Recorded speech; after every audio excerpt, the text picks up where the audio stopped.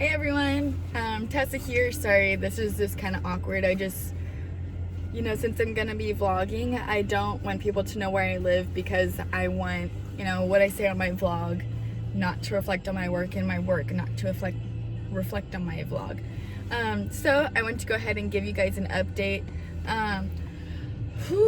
So since the video that I uploaded, my glucose has, it hasn't been perfect, but it hasn't been as chaotic as it's been.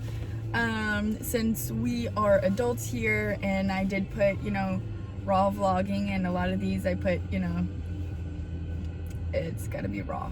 So, the video that I posted where I was about to have an utter meltdown after having too much highs, and then by the time I finally was getting to a normal range, not only did it go straight through the normal range, but it started plummeting, and I had 3 crashes, and then I just was so emotional.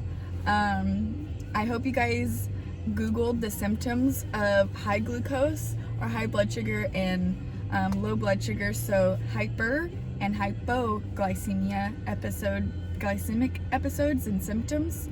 Man, it's getting a little toasty in here. Train of thought. So I started my period, and I don't think that was helping at all with how bad of a day that I was having. I did miss my school assignment, but overall it's only gonna affect my grade like 2 or 3 points, and I'm pretty solid in that class, so I was just really in my own head. I also must let you guys know, like I said, my period started, and so whenever that happens, either I stay very stable or I just stay high. Like, I don't go crazy high, but I just stay at like 200, 220. So right now, this morning, I can show y'all my glucose is pretty high, and now it's starting to crash here. I'll do this side. It was pretty high all up here, and then now it's starting to crash. We'll see how much it deviates, but the arrow is going straight down, 195, so hey, I'm doing pretty decent for where I've been.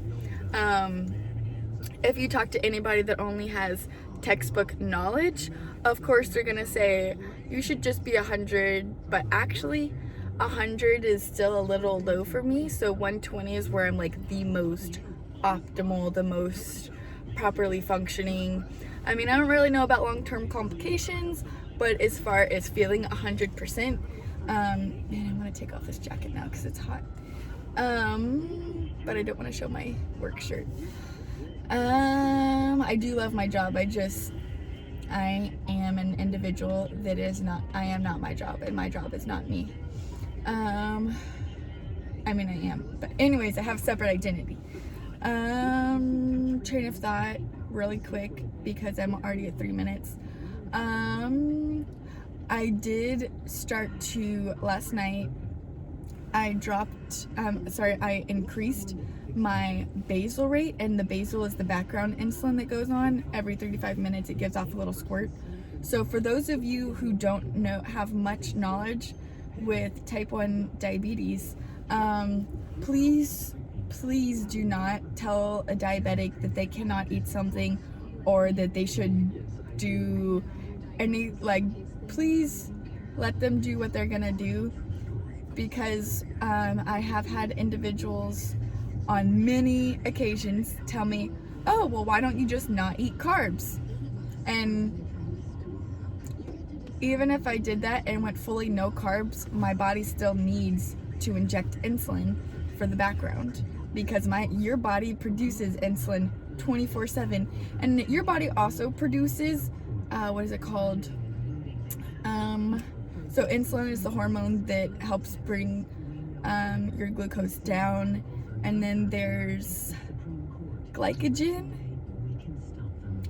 The way that it's spelt seems like you should pronounce it glycogen, something like that. And it's the hormone that your body releases whenever you start to go low, and it brings it up. My body does not produce that. A diabetic's body does. Type 1, I don't have much knowledge on type 2, so I never want to speak on their behalf. train of thought. Yeah, I think I just went on a little random rant since I'm on break and I decided not to go home, so I have extra time here. So a little update. Please keep me in your prayers if you guys are religious, or please send me good vibes on Sundays specifically, because I'm gonna be going to Renfest. I need a mental release. I need to go, and I know the pandemic right now. I know the issues with COVID, social distancing. I'm gonna take the precautions I need to take, but I also need to make sure that my mental health is in line, which means I'm gonna go out with my boyfriend and a few of my friends. There will be drinking. I am 24 years old. I am going to drink, but as a type 1 diabetic who also has a little bit of unstable glucose, I'm gonna be checking myself with my, that's where I deviated from my conversation. I was talking about basal rates, which is the background insulin. So that's what I've been adjusting lately, is my background insulin to help me level out without, because to correct the highs, if I just keep taking boluses, which is just a smack of insulin, and all at once, versus the basal, which is a continuous background, I'm doing, if I just take the bolus to correct it, I'm doing a lot of reactive measures, versus my basal rate is being proactive on keeping me stable. So I'm trying to work on my basal rate, especially before I know I'm gonna get plastered. I'm at least gonna get tipsy. I don't think I'm gonna be plastered because I'm a little unsettled with my glucose, but I'm definitely gonna get tipsy to drunk, not plastered. Also because I'll be out in public. So if you guys know, if you are a type 1 diabetic and you have tips and tricks of you know, what you do with your glucose and alcohol, because the alcohol sometimes there's just a whole bunch, it's a whole like chapter of lessons of drinking and diabetes, which I have been aware of. I just also like to get little tidbits here and there from other diabetics. I do keep juice on hand. I do keep complex carbs on hand. I never take I don't like to drink alcohol with too much sugar, especially fast acting sugar. That's just a no-no with alcohol in me. But I also don't want to take too much carbs with it. And also, if you drink just liquor, which I don't think I can just get liquor at Renfest. So anyways, just liquor actually brings your glucose down. I'm not gonna go into the drinking. Maybe that's for another episode. Maybe when I'm drunk at Renfest, you guys might get another vlog. That would be fun. Okay, so I just wanted to give you guys a little update. Let's see if my glucose has fluctuated since I showed you all the 195 going straight down. Okay, so now, if you guys can see, this might be better, yeah. I'm still, the arrow's still going straight down. I'm now 174, so that is, what, 7, 8, 9. So within maybe 5 minutes it dropped.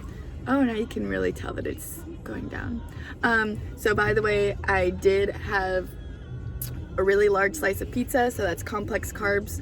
So, and I didn't take insulin with it because I already saw that it was directly crashing. So if I see it start to level out within the next